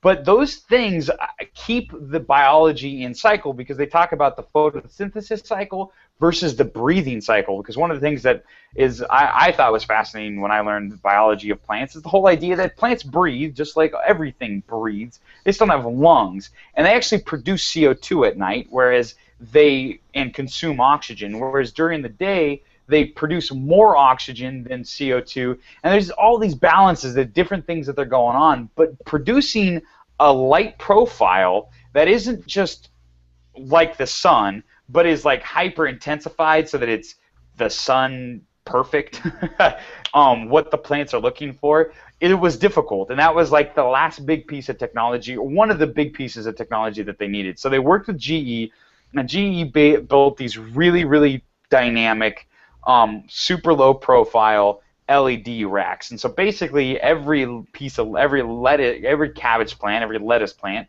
gets its own LED light. And they can like cycle through the different phases of the day, and they can get all the different electromagnetic light spectrums that they need. And they're talking about being able to grow these, lettuce in like a third of the time, which is at 1% of the water consumption year round. And so the real question becomes, okay, now you actually have to talk about power consumption, because that's the only real thing that you've introduced. Up to this point, light has been a free resource, right? So how much do the LEDs cost? Well, and that's their big thing, is can we save enough in water, in soil, and in time to compensate for the fact that we now have to charge for power? And I think the answer is a resounding yes. Well, part of it is you put panels up on the top of the building, and you know what I mean? Yeah, that's a good point. Yeah, solar panels and everything. So I don't know, it's cool, it's exciting. I mean, I think That's hydroponics. so cool. Yeah, right. I knew you'd like this one. Hydroponics has. This is the future. I mean, come on, let's be real. We know this is where it's headed. Well, and the best, and it's funny. I mean, it's more than that. It's more than just like it's cheap, it's fast, but it's incredibly environmentally friendly. Like really and truly, it seems weird to take our food and take it out of the environment, but we use so much land. We like destroy natural habitats on an unbelievable scale in order to grow our crops. And it's not just the energy consumption. It's not just the water consumption. It's just the with the wetlands, the dry lands, the forest lands that we just destroy in order to, grow our crops. Grow our crops. This is a clean podcast. Yeah, come on. Anyways, and then on top of it, it's like there's no bugs in these factories. There's no pesticides required. We don't need to create genetically modified plants that are resistant to certain pesticides that'll wipe out entire populations of flies or bees. Or we can at least, it's like, if you need the bees to to fertilize your flowers or whatever you're building in these things, you release the bees. And it's just because all of a sudden there's these very controlled environments where we're building specific crops for people. They're highly efficient. It allows us to just move a lot of that production out of the environment, the open environment, where we wreak a tremendous amount of collateral damage. And I don't know, it's exciting. It's cool. Yeah, I think you're going to see farming move this way in huge forms. Especially if you can save a lot of money doing this. It's like all of a sudden you can build robots around it, so everything becomes automated because everything's highly organized. And hey, it just is like, it's so obviously the direction we're gonna go. It's ridiculous. This is the future of food production. Well, and you think about it where it's, you can go super extreme where you've got a grocery store or something. They don't ship produce. They just have a second story that they grow it all in. Dude, you just made my brain blow up. I didn't even think about that. Yeah, but why? I guess in giant cities where land is very, very valuable, you would put that out on the outskirts and truck it in still. But in small town North Carolina, why not just build your produce manufacturing plant on top of the Safeway or underneath the Safeway or next door to the Safeway, and obviously that's what you do next. Or it's part of your distribution centers or whatever. Yeah. And you're just reducing your transportation costs and things are fresh. I even look at this and go, I wonder how hard that would be to put into my own personal greenhouse. Right, and the best part about this is, like, because you can highly control these systems, you're still going to have your tomatoes that are size of your head, genetically modified to be enormous. But the whole idea of going like truly organic, just using traditional horticulture techniques to create your different hybrids and do stuff very, very naturally, so you're not introducing a bunch of new. Because a lot of the reasons why we introduce a lot of extra natural things, chemicals, DNA, it's to fight the environment. But if you can completely control the environment just by putting it all in a building, all of a sudden you don't need those things. You just tune everything to the biology that already exists. You get oversized corn, oversized tomatoes, really delicious, like full, nutritious tomatoes that are, that are very healthy, very well made, and don't require, they're not being eaten, they're not being attacked because you control the entire, there's no weeds or anything. I don't know, it's exciting. It's exciting because it's like, it allows us to go in the right direction. Are there going to be tomatoes the size of your head forever? Probably. That's just sort of the thing that we do. If there's a profit in it, somebody will be doing it. But it's not a necessity anymore. And I think there's real promise, and I think more and more you'll see, especially in America where all farms are giant conglomerates nowadays. There's so much money behind them; they can afford the capital expense of building these factories. And all of a sudden, winters don't matter. Oh, it was a chilly winter. Oh no, our grapes still survived because they were, and it'll become a luxury item to get wine that was grown in the wild. But it's cool. It's very cool. Excuse the my house exploding. They are firing off fireworks outside, which is funny because it's the first time it's happened pretty much since this year. And you're like, guys, a week ago this. I guess I wasn't here for the 4th. Maybe they were doing it on the 4th. But and then I got one more article. That's All it. right. One more. And it's just the segue. Now that we've gotten done talking about GE, let's talk about how much they stink. So Elon Musk, cool dude, big fan. On top of being allowed to sell Tesla vehicles in Pennsylvania this week, He also made good on Matt in what the heck is his name? Inman. Inman's challenge to help fund the Tesla Museum. Matt Inman wrote. We talked about this a couple months back, I guess. Made an oatmeal comic. The author of the oatmeal made a comic talking about the Tesla vehicles, and at the end of it, gave a challenge to Elon Musk to help fund partially, if not completely, the Tesla Museum. And this week, Elon Musk committed to offering $1 million to the goal, which is really exciting for all of us that think Edison was a jerk and deserves his comeuppance. What? Which, yeah, for those of you who don't know, Edison was the founder of GE, which is the battalion there. But I don't know. He was just such a jerk to Tesla and the whole thing, and I just don't like it. I mean, come on, like it's just the drama there is fascinating. I want to write a story where Edison and Tesla are secret superheroes, but Edison's a secret supervillain. All right. I've got the story, man. I could talk your ear off for hours on the whole thing. It's gonna be awesome, but I got to the books to write first. But yeah, so Fair enough. Good job, Very Tesla. cool. Yeah, no, that was pretty sweet to see that. Pretty pumped. Didn't do the full 8, but got $1 million. Hey, man. I mean, that's a big deal. I give him credit where I know it's easy to be like, come on, Elon, it's just $8 million. But I was doing the math here, and trying to figure out like the equivalent of it. It would be as if someone had asked me for $400.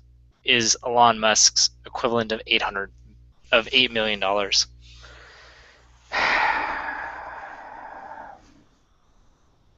And him going, yeah, sure, I'll give you $50. You know, but at the same time, there's no same time. Well, okay, all right, okay. You know what? I'll give you that. I actually think that there is value in something that is supposed to be a large, forcing community supported, not just one guy. I understand. Right. It's not Musk's private museum. It's a, we all should be throwing in a couple of bucks for it. It's good. And I think the fact that he did throw so much money into it means that it has a much better chance of succeeding relatively quickly. As if nothing else, a portion of that $1 million is going to go into fundraising, and now other investors, other people who take advantage of alternating current in their daily lives can be petitioned to help raise the rest of the money. For those of you who aren't following, that's all of us. We all benefit from it. And it was like, and the invention. Maybe somebody else would have figured it out, but nobody else did. It was him. It was Tesla. Yeah. So he gets credit. Yeah. No, I understand. So good. Cool, man. Good show. Lots of stuff going on. Very cool. Unbelievable. Awesome, dude. Well, have a good week. You too. I don't know what we're gonna do now that football's over, but we'll figure it out. Yeah. Move on. We're good at that. Real football is gonna start up soon. So. Yeah, sure. Cool. So everybody, thank you for. Oh, I gotta do this. Thank you for joining us. My name is James Furlo. My brother is Matthew Furlo, and we will talk. Wait. Oh my gosh. If I don't switch the audio, it'll just be the blank. I should probably write a note to do that. All right. We will talk next time.